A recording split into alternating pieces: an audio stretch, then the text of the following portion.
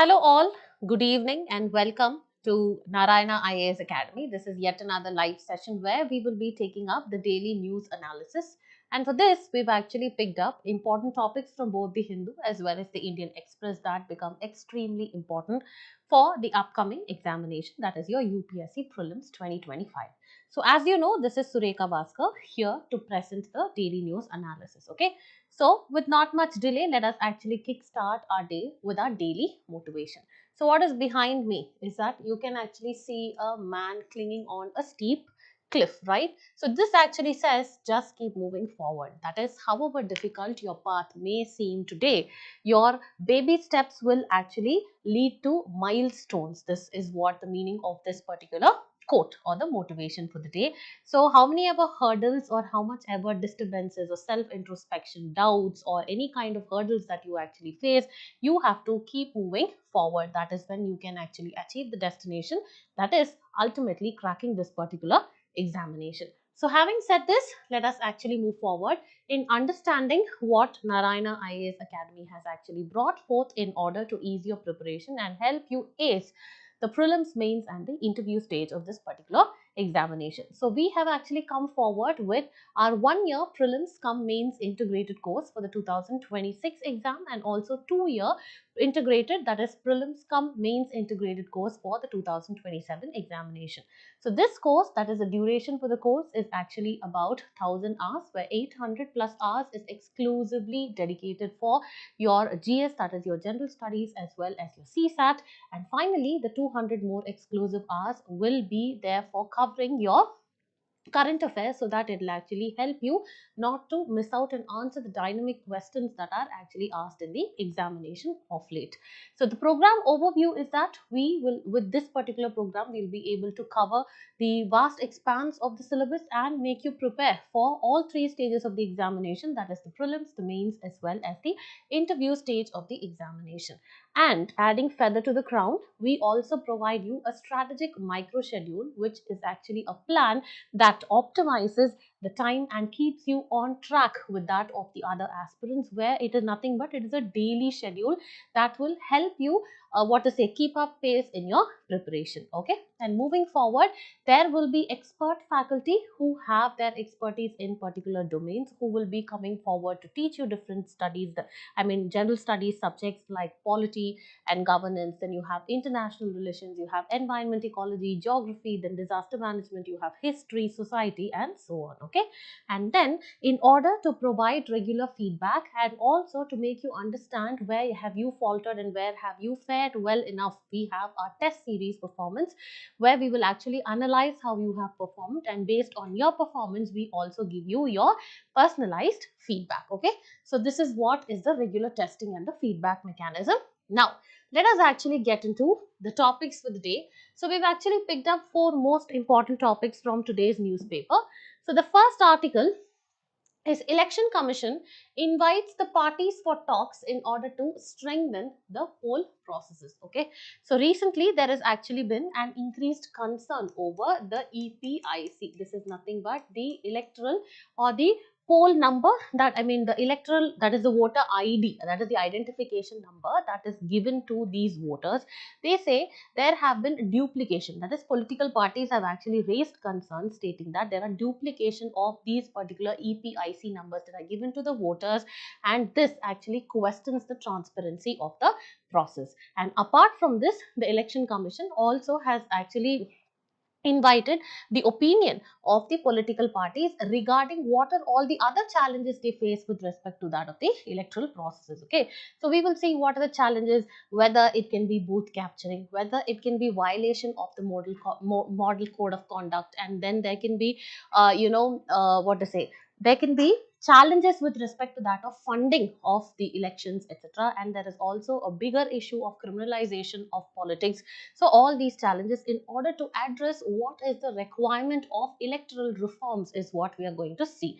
Also, what were all the reforms that were actually brought forth from the period of 1982, and also what were all the reforms that were taken up after the recommendations of the Dinesh Goswami committee.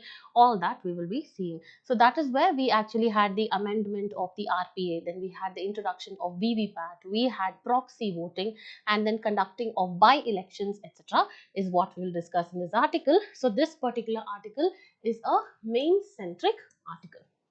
Now, moving forward, the second article has also been picked up from the Hindu, that is page number 12 of the Hindu, which is nothing but ex-Philippine president has been held for crimes against humanity.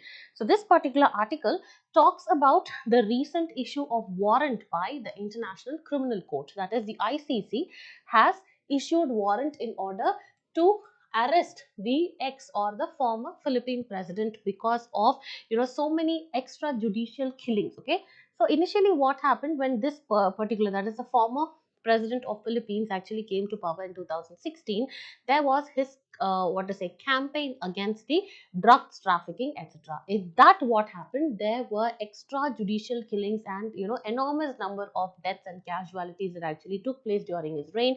So after the what to say, interrogation, the ICC has actually issued an arrest warrant. Okay, now we'll be discussing what is this particular body of ICC and what are its jurisdiction, who are the members of the ICC, and in what way it is different from the International Court of Justice, that is the ICJ. So that is what we'll be discussing here. So this will be a prelim centric article. Now moving forward, the third article has been picked up from the text and context page, that is rising consumer credit cause for concern. So this is nothing but the Reserve Bank of India has recently come up with the Financial Stability Report of 2024, and this particular report is a biannual report that the RBI comes forward, okay, in order to assess how are the economic landscapes of both India as well as the global scenario. So here it has actually found out that the household asset stocks have actually decreased, and this is majorly because of repayment of debt. First of all, it is increased borrowing by the households or the consumers. Okay, so this is actually causing a lot of slowing down of the economic process as well. So this is what this particular what to say, report has actually put forward and it has actually brought forward. Okay, so let us see, this is also a preliminary article. Okay, so we'll be discussing about what is the report, who releases it, and what are the key highlights and what are the reasons for this particular increased consumer loans. Okay, next one, last article has been picked up from page number 7 of the Hindu. What's in a disease's name? So this is very, very important. So this is actually because of a recent fungal infection that has actually what to say, noted. This is nothing but trichophyton indotine. Okay, so this is actually a fungal infection. This has actually been what to say, noticed, or it has been observed. However, this particular name has been given based on the geography, that is India plus Tine signifies Asia. Okay, so here because of this particular geographical naming, that is called as what, the toponymous naming of diseases, what all are the challenges that it causes. Okay, whether in terms of stigma, whether causing what to say, alienation of a particular region, or what are the what to say, the ethnic or the what are the communities who are actually targeted in these cases, and what are the WHO guidelines in order to name a particular disease and how it is done. All these things we will actually discuss. So this will also be a prelims article, and finally towards the end of the session we will solve the MCQs that were discussed in yesterday's topics, and also a mains practice question where we'll discuss the approach of that particular question. Next, now let us actually move forward to the very first article. Election Commission invites the parties for talks in order to strengthen the poll process. Okay, as I told you, this particular topic becomes very important because electoral reforms are an important what to say, topic of your syllabus, and then your free and fair elections as told by or as stated by Article 324 of the Constitution. That is also very important. And also other topics like Representation of People Act of 1951, what are the provisions, why it was actually amended as a part of electoral reforms, and what was that particular reform, all that you need to know. So this particular topic is very important for your mains perspective under GS paper 2, salient features of the Representation of People Act, transparency as well as accountability. Okay, now let us move forward to see a PYQ. In the year 2018 mains examination, they had spoken about the controversy with respect to that of the EVMs, that is the electronic voting machine. What are the challenges before the Election Commission in order to ensure the trustworthiness of elections in India? So per se, election as a topic becomes very, very important for both your prelims. In prelims, you need to know what are the constitutional provisions, etc. Whereas for the mains, it has to be more analytical. Okay, so how are elections done? Whether there is whether there is actually an upholding of conducting free and fair elections. And as a constitutional body, Election Commission of India becomes very, very important. And how are the chief election commissioners appointed, all that you need to know. The term of office and what are the allowances and salaries, how can they be removed, all that you have to know. Okay, now let us actually see why this particular article is in the news. The Election Commission of India has recently invited the national as well as the state level political parties in order to give their suggestions on unresolved electoral issues. So, what are the different challenges that the electoral process in India actually face? One, it can be criminalization of politics. Criminalization of politics. Next one, it can be violation of the model code of conduct that you need to actually follow before your elections. The next one can be political funding is also a problem. Okay. And then there can be booth capturing.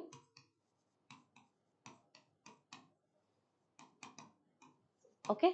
And then there can be, the EPIC, that is the identity cards which actually have the duplication of numbers, that is two persons from different states having the same number. So how that is possible? So that is also one of the challenges that the parties actually face. That is, these are the challenges that generally the electoral process in India face. Okay, so the Election Commission has invited the parties in order to discuss these unresolved challenges as well as to strengthen the electoral processes. Okay, now let us actually move forward and see what is the article discussing in detail about.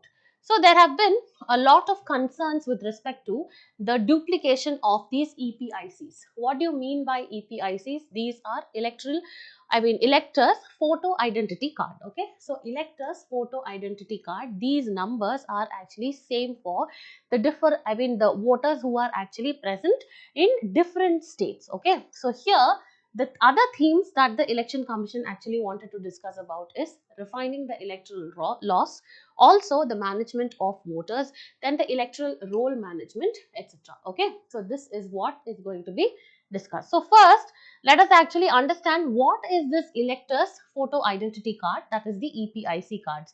This is nothing but it is a 12-character alphanumeric number that is assigned to every voter, and it actually has to be unique for every voter, whether you are in the same state or they are, there are different voters across different states in the country, right?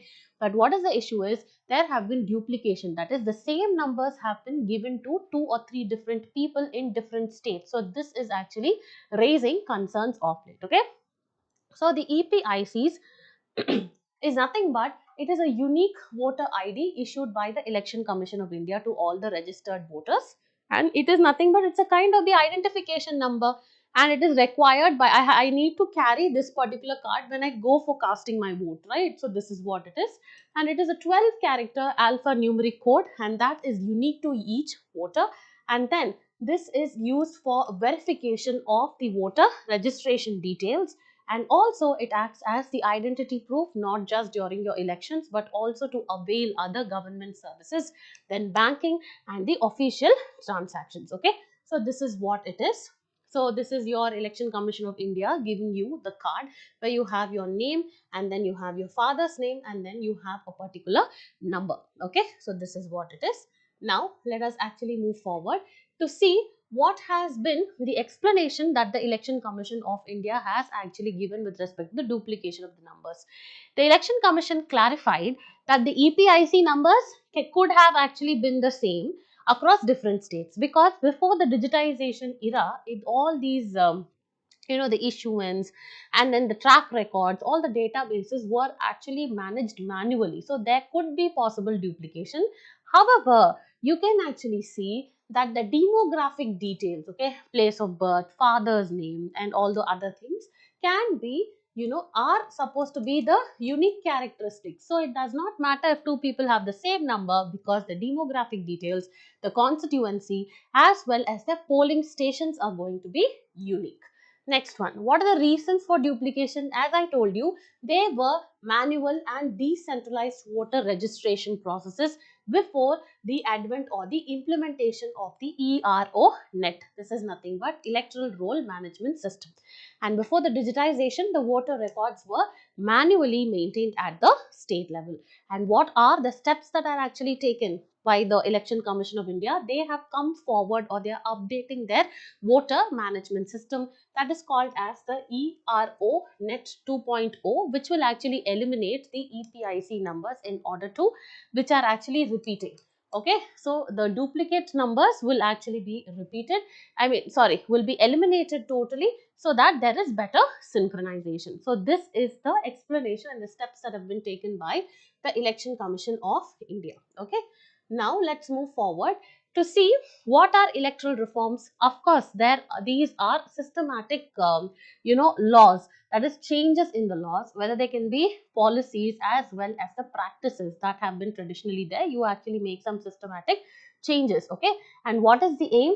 In order to actually make this electoral process, and also you have to make it, what to say, free, fair as well as transparent elections. Okay, so this is what it is.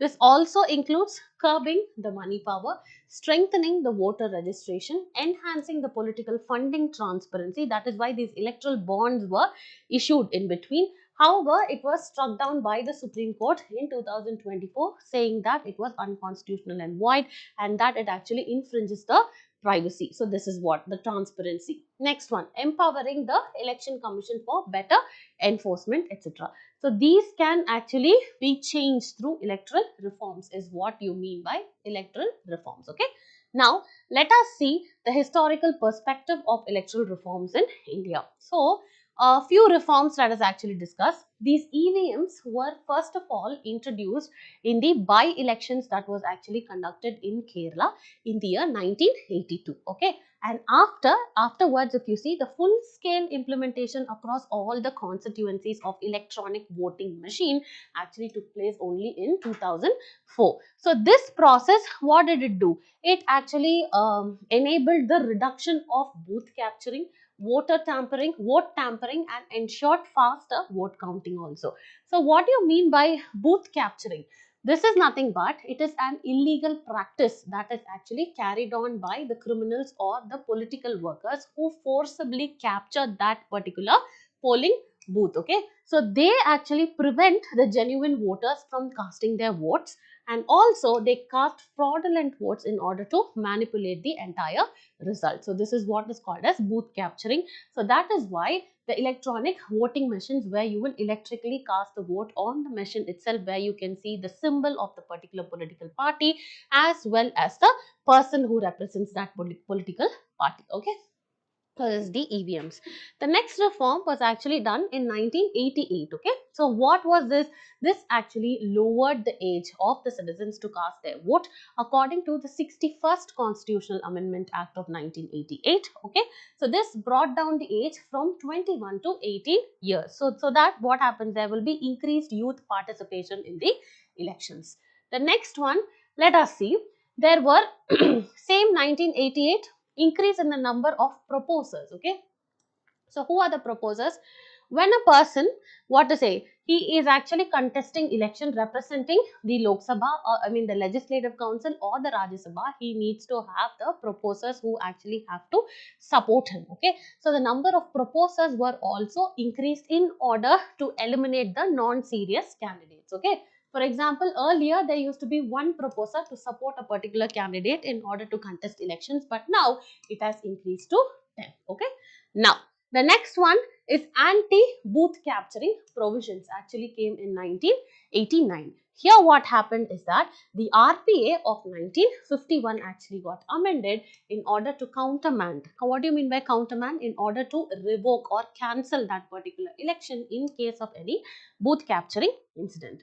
Next one, introduction, that is electors photo identity card introduction. That is elector photo identity card, EPIC. It got introduced in 1993 in order to prevent the impersonation and electoral fraud. What is impersonation? That is if I go and I say that I am someone else in order to cast their vote. So this is what is called as impersonation. Okay, so now what do you mean by election countermanding? Okay, so this is nothing but it is the process of cancelling the election in a constituency because of serious irregularities, like it can be violence, it can be a particular candidate's death, it can be booth capturing also, and this actually requires a fresh set of elections in order to ensure the fairness in the election process. Okay, next one, let's see. There was this Dinesh Goswami committee recommendations, and as per the recommendations, what were few of the reforms that were brought forth in the year 1996 is what we are going to see. First one, there was categorization of the candidates. Okay, so in order to contest elections, now the candidates were further classified into three groups. Okay, one, the political party candidates. Next one is registered and unregistered party candidates, and finally there are independent candidates. You need to know the requirements of these candidatures. Okay, now moving forward, there was also the disqualification for offences against national honor. Okay, so here this was actually brought forward by the National Honor Act of 1971 that convicts the person and gives them 6-year disqualification from contesting election in case they cause any kind of insult to the nation. Next one, restriction on contesting multiple constituencies, that is you cannot contest from maximum 2 constituencies. Okay, so this is what they had actually said. So here the candidates restricted to contest from maximum of 2 constituencies. Next one, mandatory by elections in case of any kind of vacancy that is actually there in the Lok Sabha or the state assemblies, they had to be filled within 6 months of time. Okay, that is called as by election. Next one is prohibitions of arms and the liquor stations. So what they actually said, that they actually came up with better or stricter security measures in order to prevent violence and in order to prohibit the arms and liquor near the polling stations that will actually change the voters. Okay, next one, increase in the number of proposers, and I told you proposers for the presidential and the vice presidential election. In case a person wants to contest the elections as a vice president, for the position of the vice president or the president, what happened? The number of proposers the presidential candidature must actually have was increased from 10 to 50, and for a vice president from 5 to 20. And also there was this introduction of postal ballot in the year 1999 that allowed the voters specifically of the armed forces and then the election officials, etc. They can post, okay, they can cast a vote via postal ballot also. Next one, the Election and Other Related Laws Amendment Act of 2003. This brought in for the provision of proxy voting. Okay, so when you're not able to be there, specifically the armed forces, where the people who are actually employed in the armed forces personnel, when they are not able to come in person to cast their vote, they can appoint the person as a proxy voter to cast their vote. Next one, mandatory declaration of the criminal and the financial accounts, okay, records. This means all the candidates have to disclose their criminal charges if they have any, and also must disclose what are the assets they actually have. Anyways, and also the educational qualification they actually possess. And the next one, also regulation of political funding. Here there have to be clear declaration of donations, that is donation anything above rupees 20,000 have to be declared clearly. Okay, so this is what it says. Now moving forward, free electoral rolls for the candidates was actually provided, and also the time slots and TV as well as the radio for fair campaigning was actually provided for the candidates and the political party. So this is where equal media access came. Also, there was prohibition in 2009. If you see, there was prohibition on exit polls. What do you mean by exit poll? When people cast their vote and they come out of their polling station, what happens immediately? They are inquired and they are actually surveyed in order to know which political party or the candidate they actually voted for. So this is what was banned in 2009. Next one, online electoral roll registration. So the voter registration was actually digitized, and this also, what to say, enabled the online application submission. Next is addition of nota. Very, very important, and this actually came in 2013, where the Supreme Court actually mandated none of the above option in order to enable the voters to reject all the candidates. So if I feel that none of the candidates who are actually contesting election in my constituency is fit to actually govern the constituency or the nation, then I might, for say, cast the nota vote. Okay, so this is what it is. So here the exit poll is actually been spoken about. The next one, if you see, introduction of VVPAT, very, very important, voter verifiable paper trail. So this was actually introduced in the year 2013. This is nothing but, it is a kind of, what to say, in order to ensure that there is transparent voting, this VVPAT is attached to the electronic voting machine. So in the electronic voting machine, if you actually press the button and cast a vote, there will be a paper trail. It's a printer kind of a machine where you can actually see a slip on which the name of the candidate as well as the political party you had voted for will actually come. It will stay there for 7 seconds in order to re-ensure that whomever you had actually casted for is the person who is actually reflected there, so that your your vote is actually cast properly. Next one, disqualification of convicted MPs and MLAs. This was also brought forward in 2013, and famous Lily Thomas case, where there was immediate disqualification of convicted legislatures. Next one, the candidate photos on the EVMs should be there. This was brought about in 2015, and there was also the introduction of electoral bonds that was brought in 2017, which said that no anonymous funding can actually be done above rupees 2000, and this allowed to curb the black money in elections. Also, if you see, in 2024, the Supreme Court actually said that these electoral bonds were unconstitutional because they were violating the right to information of the voters. Okay, so this is what it is. So here we had actually discussed a very, very good topic, that is elections. We discussed about elections. So elections per se, Constitution of India has come up with Article 324, where the superintendents to conduct the election, to conduct free and fair elections, has been mentioned in the Constitution of India. So we had elections then on.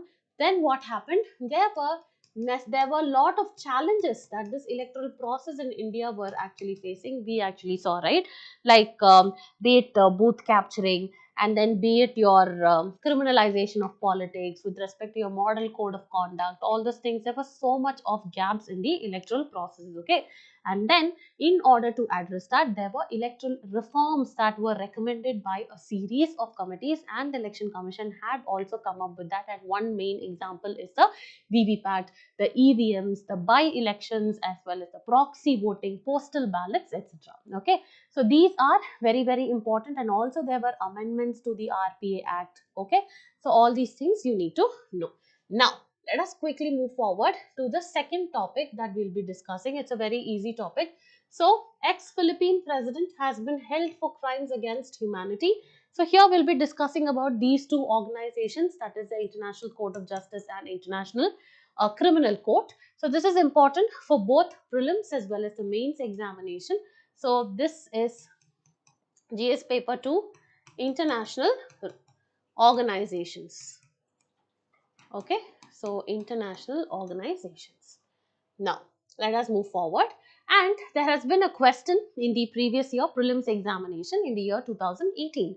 So, Rule of Law Index is actually released by which one of the following? The Amnesty International, the ICJ, the Office of UN Commissioner for Human Rights, and finally the World Justice Project. Okay, so such kind of organization, the reports they come up with, what are the jurisdiction, the what to say, kind of relationship it actually has with that of India, whether India is a founding member, and all those things you need to know. What is this position that India carries with these kind of organizations? Now, let's move forward and see why this article is in the news. So, the International Criminal Court, as I already told you, they issued a warrant to arrest the former Philippines president linked to crimes against humanity during his violent anti-drug campaign. So when he came to power in 2016, he carried this anti-drug campaign where he targeted the youth, the vulnerable sections, and also higher level officers who were involved in the drug trafficking. So in that pursuit, what happened? There were a lot of extrajudicial killings and number of casualties. Around 30 to 50,000 people had lost their lives. Okay, so because of which he has been arrested. So next one, we will see about the International Criminal Court. So as the name says, this International Criminal Court is to penalize the convicts, okay, for the offenses they have committed, which is of very grave nature. You know, it can be crimes against humanity, like it can be genocide, it can be war crimes, and then other kind of crimes against humanity like trafficking, etc. So this was established in the year 2002 by the Rome Statute of 1998, and it is the only permanent international criminal tribunal, and the mandate is that to investigate and to try the individuals who are convicted or charged of committing gravest crimes of concern to the international community. Okay, next one, it includes genocide, war crimes, crimes against humanity, crimes of aggression, etc. And if you see, before the implementation or the coming or setting up of the International Criminal Court, we had the ad hoc international tribunals in Yugoslavia as well as Rwanda, okay, taking up the injustice cases that are actually happening over there. And now the ICC is actually headquartered at the Hague, Netherlands. Okay, now let's move forward and see the membership. So there are around 124 nations who are party to this particular Rome Statute. And so what does it say? It must ratify the Rome Statute in order to join the ICC. That is, nations or countries must ratify it. And also there are 124 who are the latest members. Let's see. So Malaysia is the 124th state party that joined in 2019, before which Palestine joined as a 123rd member. So here it is a, the notable non-member countries. Where is India? Is it a member? No. So India is not a member. Okay, China is also not a member, Russia not a member, United States is not a member, and also Israel is not a member. And composition, if you see, it comprises of 18 judges, and these judges are from different countries, and they are actually elected on non-renewable 9-year term. So once you serve your 9-year term, you cannot again become a judge of this particular ICC. Now let's move forward. What is the jurisdiction of the ICC? So, ICC is different from that of ICJ. ICC is International Criminal Court, as the name suggests. It's going to, convict, or it is going to penalize the people who are charged of grave offences, right? So, similarly, ICJ is actually a body that settles the disputes between two different states or countries, okay? So, this is what is the difference between ICC as well as ICJ.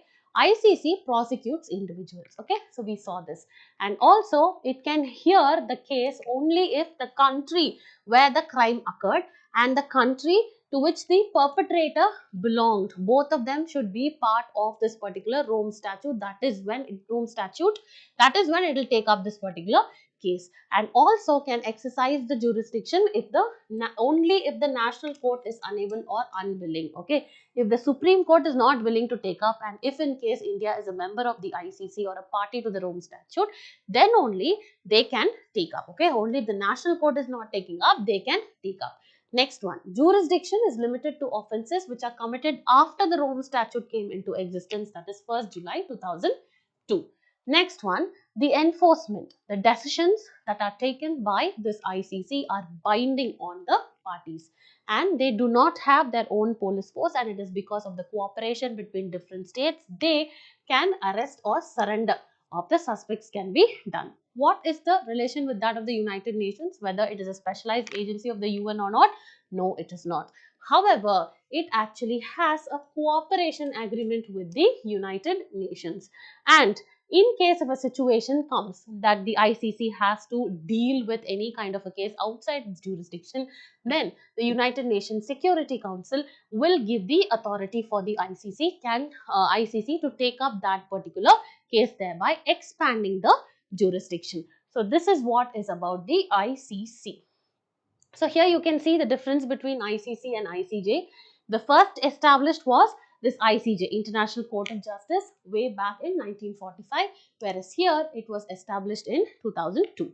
Next one, it is the highest court of the United Nations. That is what is the relationship it has with the United Nations. It's the highest court, but here it is not part of the United Nations. Here, if you see the location, both the headquarters are situated in The Hague, that is the Netherlands. If you see the jurisdiction, you have the UN member states who are part of it, whereas here there are individuals who are, I'm sorry. Here the jurisdiction, what do you say? It actually has jurisdiction on all the UN members because it's a UN specialized body, right? But here it actually prosecutes the individuals. Also, if you see the types of cases this actually deals with, this is nothing but more of the legal dispute between two different countries, and it requests, when there is a request for advisory opinions, then it actually gives. Here, it prosecutes the individuals for more serious crimes as per the Rome Statute. Appeals, whether you can actually go for an appeal once the ICJ gives you a ruling, no. Whereas here, you can go for it, okay. Next one, the enforcement power. The enforcement power is none and it relies on the UNSC to uphold the judgments and with the permanent members having the veto power. But here you can see, here also it is actually none, okay. That is, the enforcement power is none. It relies on the cooperation from the member states in order to enforce these decisions, okay. So this is what is the difference between ICJ and ICC. So with this we are completing that article also. Now moving forward, the third article is consumer credit and the financial stability report. This is a very simple thing. Before starting the article, let me give you a gist, okay. So consumer credit has actually increased. What do you mean by consumer credit? The loan that the consumer borrows, or also not only the loan that is borrowed, it can also be the credit cards that we use and then faltering on it. So when you falter, what happens? Even if your income increases, you will be using half of your income to repay the debt. So the RBI Financial Stability Report 2024 has actually found out this only. When you're borrowing more money and when your money increases, you are actually, that is, income increases, you're going to repay it as a debt. Then what happens? There is lesser accumulation of wealth. So rather than focusing on wealth accumulation, all the money is actually going on for your consumption itself, okay. So this is what they are saying. So this is important for GS paper 3, that is mains Indian economy and the issues relating to planning, mobilization of resources, growth, development and employment, okay. So let us quickly move forward and see a previous year question. There was a question on Financial Stability and Development Council.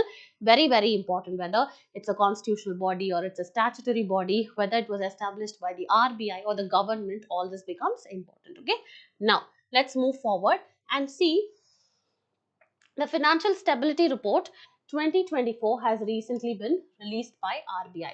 Let us see what this report is, okay. So it is an RBI biannual report where the report is released on behalf of the Financial Stability and Development Council. So this talks about or gives a huge, or you can say a bird's eye view of the financial landscape of both India as well as globally, that is countries across the world.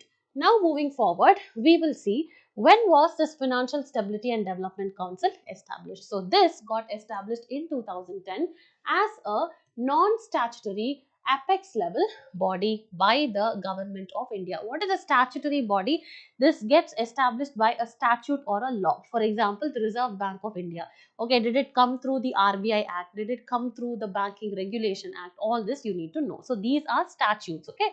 So this is established as a non-statutory apex level body by the government of India in order to strengthen and institutionalize the mechanism, so that there is actually some body overseeing the financial stability of the economy and also faster development of the financial sector. Also, what is the composition? It is chaired by the Union Finance Minister, very, very important. And the members are heads of all the financial sector regulators. Take it the Reserve Bank of India, the SEBI, and then you have the PFRDA. This is nothing but the Provident Fund Regulatory and Development Authority, then the Insurance Regulatory and Development Authority, and then the Fraud Monitoring Committee, that is the FMC. Okay, and then it actually has the Finance Secretary and the Chief Economic Advisor. Next one, experts. Other experts can also be invited for the meetings as and when it is needed, depending upon the gravity of the problem. So what are the functions? First one, it has to monitor and mitigate the systemic risks with the financial sector. It actually has to enhance the efficiency and the growth of financial markets. And also, there has to be enhanced coordination among different fiscal, you can say, financial regulators in order to address any interregulatory challenges. That is, RBI has to have some coordination with SEBI, they have to have it with IRDA, etc. Okay, so that you can see there are interregulatory challenges are addressed. Next one, it strengthens the crisis management mechanisms in order to handle the financial disruption. So these are the functions of this particular council. Now going forward, let us actually see what are the key highlights of this particular report. So they actually say there is a huge alarming concern because of the household debt which the Indian economy is going through. So there is an increasing household debt to GDP ratio. So earlier, if you see in the 2021 levels, just 3 years or 4 years back, the household debt to the amount of GDP, that was only 36%, but now it has increased to over 42.9%. Then if you see, the kind of consumption is actually more with no asset creation at all. So this is causing a state of financial instability in the economy. Moving forward, there is declining household asset stock where, borrowing towards more and more consumption rather than the wealth accumulation obviously is going to reduce the stock of household assets, which actually declined from the earlier 110.4% of the GDP in 2021 to around 108.3% in 2024. Okay, so this is what it is. The next highlight of this report is that the shift towards consumption based borrowing. Okay, so here, what is the kind of borrowing that we do? Not only in the form of personal loans, but also the credit card debt is actually there, where if you see the subprime borrowers, subprime borrowers are all who are those people? They are the people who actually have a lower level of income and also have lower level of credit worthiness. Okay, so they actually get the loans for consumption. Okay, so you can actually see people use their credit cards and buying appliances, okay, without finding out a solution in order to pay back. Next one, the super prime borrowers, they have high credit worthiness. They borrow for asset creation, that is for buying a land or investing, starting a business, etc. So reduction in the multiplier effect, that is this, as the household debt increases, your income is actually gone towards repayment of the debt instead of what? In debt repayment instead of consumption. So this actually resulted in reduced multiplier effect, and overall it slows down the overall economic expansion of the economy, is what this particular article is saying, or the report is saying. Next one, financial fragility and the risk of NPAs. Okay, so when you don't repay your debt, what happens? That actually becomes the burden on the banks as the non-performing assets, and once your loans are unsecured, okay, that is through credit cards and the personal loans. This can have a spillover effect on all the other secured loans also. Either if you want tomorrow to buy housing or vehicle, they will see your credit score, right? So when you don't perform well over here, you won't perform well over here also, is what the intention they will have. And the defaults on any category of debt may actually result in the borrower's entire loan portfolio being classified as NPAs. So you will be totally classified as NPAs, stressing on the, causing stress on the financial sector. Okay. So this is what this article has spoken about. Now, the fourth article and the last article for the day will be what's in a disease name. So this particular article, I have told you why this is in the news, because recently there has been a fungal infection that is called as the Trichophyton indoterinae. Okay, so what is it is? Let me write it. It is Trichophyton indoterinae. Okay, so here this kind of naming of a particular disease depending upon the geographical location where it is assumed to have been originated is called as toponymous naming system, and such diseases are called as toponymous diseases. So in order to avoid this, because this naming of a toponymous disease, for example, one interesting fact is that Spanish flu never originated in Spain. Similarly, the Delhi boil, this never originated in Delhi. Okay, and also diseases like you have swine flu. So whether the causing agent is the swine or the pig or not is what we need to know. So hence, to regulate this, WHO has actually come up with a number of guidelines for naming the disease. Okay. Now, this particular article becomes important for both prelims as well as the mains examination under GS paper 3 science, that is awareness in the fields of IT, space, computers. And however, see, diseases become important for your prelims. Okay. This is what is important. Now, let us actually move forward and see, there has been a 2020 question, that is a mains question. So critically examine the role of WHO in providing the global health security during the COVID-19 pandemic. Even COVID-19, this actually originated in Wuhan is what we believe.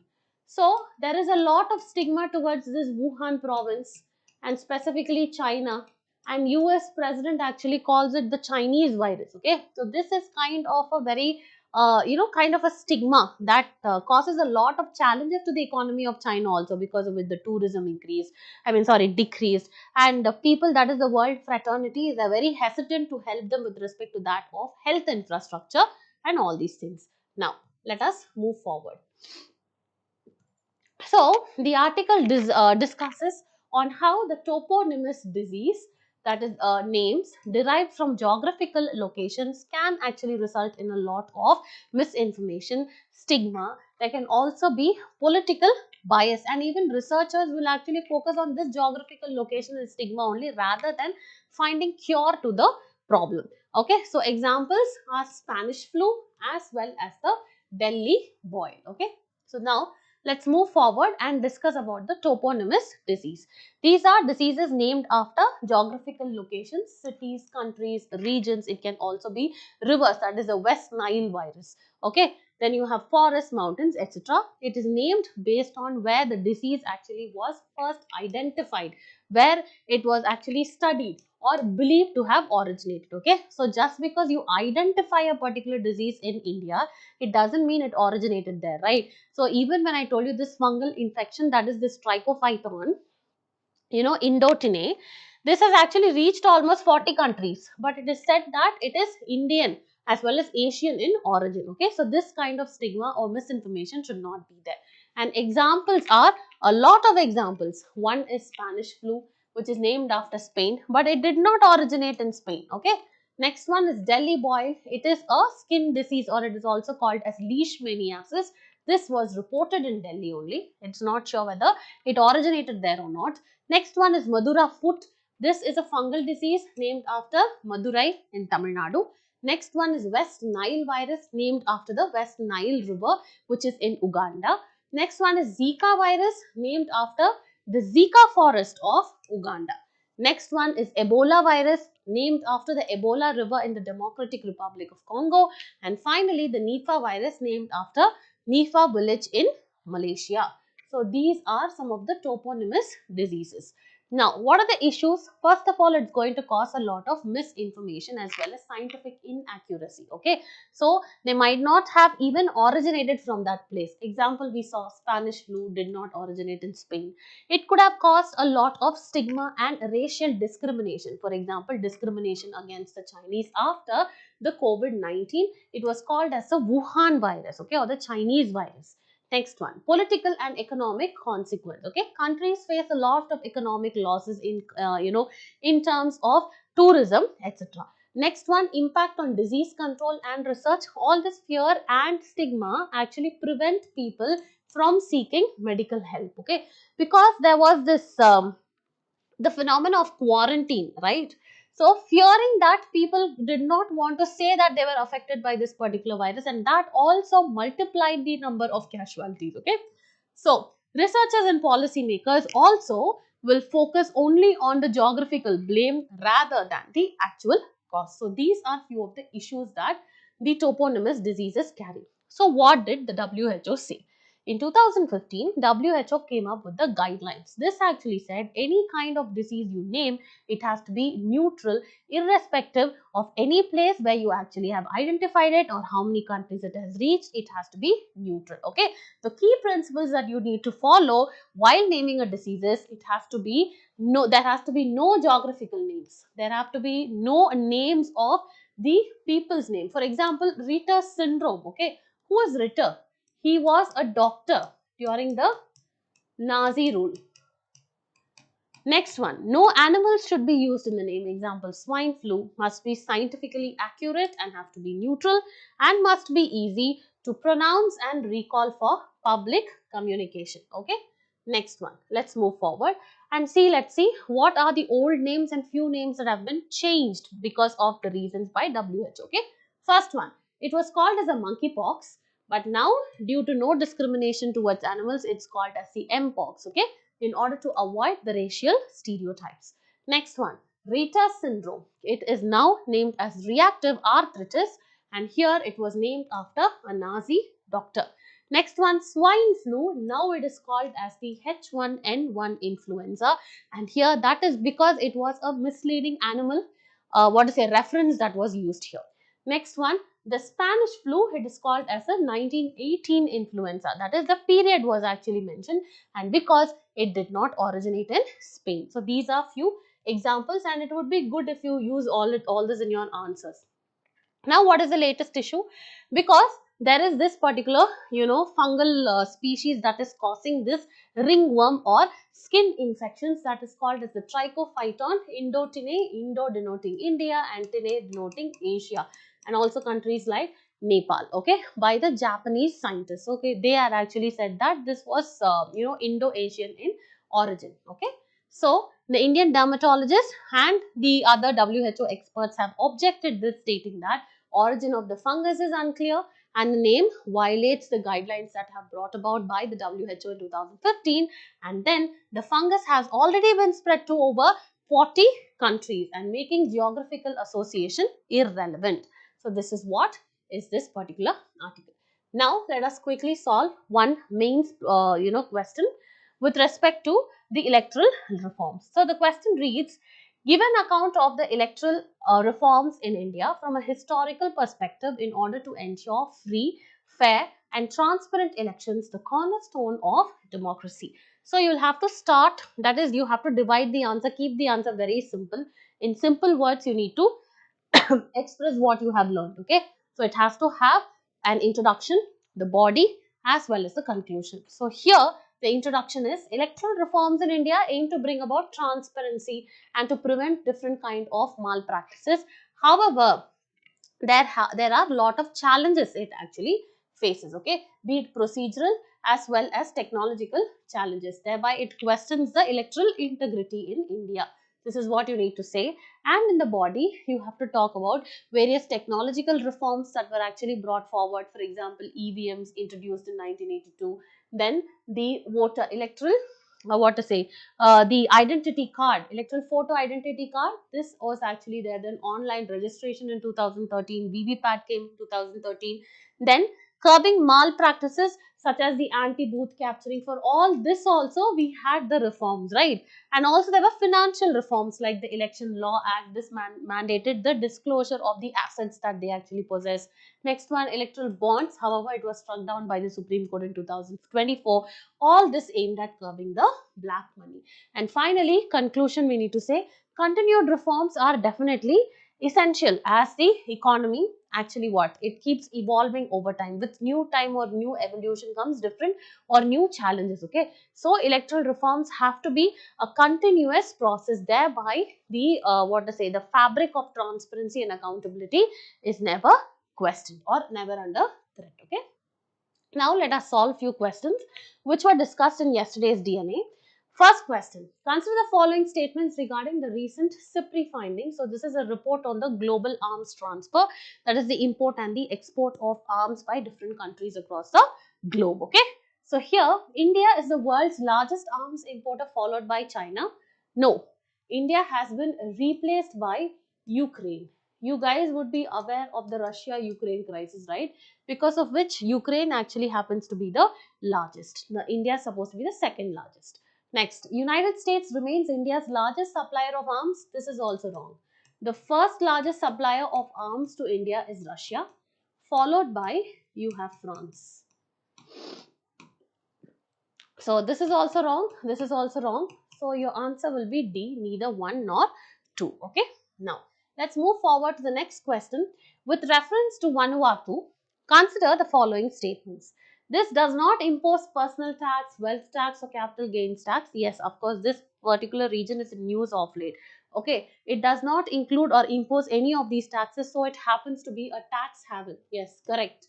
Next one, the Citizenship by Investment Program, the CBI program of Vanuatu, it grants citizenship in exchange. That is, if I go and invest something, they give me the citizenship. Okay, so for investment, and it still allows visa-free access to UK and the EU nations. No, this was curbed back in 2019, I guess. So it does not give visa-free access to UK and EU. Okay, so just have a check on this particular year. So which of the following is correct? Only one is correct. So answer is option A. Moving forward, consider the following statements with respect to solar wind. First one, it consists mainly of charged particles like electrons and protons. Correct. It originates from the sun corona. Correct. It remains confined to the solar system. No, it also affects the interstellar space. Okay, outside the sun also. So this is wrong. So 3 already is gone. So this will be wrong. This will be wrong. And now it is responsible for phenomena like aurora and geomagnetic storms. Yes, this is correct. So 1, 2 and 4. Okay. So here again your answer is option A. Now moving on to the next set of questions that have been framed with respect to today's discussion or the topics that we have discussed today. So the first question is International Criminal Court. According to the Rome Statute, whether it's a specialized agency of the United Nations, we've discussed, right? It's not a specialized agency. Next one, which of the following are examples of toponymous disease? Okay, Madura foot and Parkinson's disease. Is it a part of it? So you need to think and answer.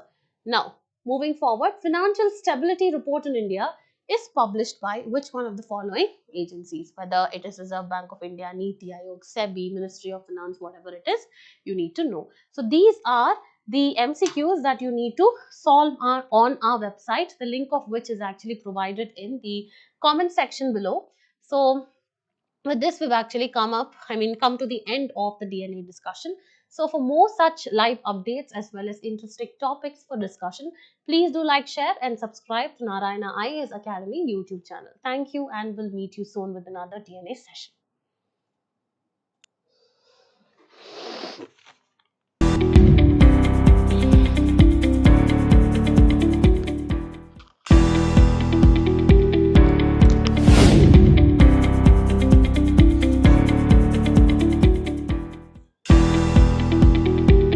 Let's try to solve